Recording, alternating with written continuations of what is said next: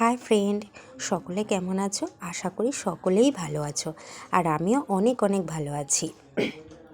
তো আমি চলে গিয়েছিলাম কালী পুজোর প্যান্ডেল দেখতে, ঠাকুর দেখতে। তো আমাদের ওখানে বারাসাতে শ্রীকৃষ্ণের দ্বারকানগরী করেছিল। তো সেই দ্বারকানগরী কিছু ভিডিও ক্লিপ আমি তুলে ধরেছি তোমাদের সামনে। এখন সেই দ্বারকানগরী ভিডিও তোমরা দেখো।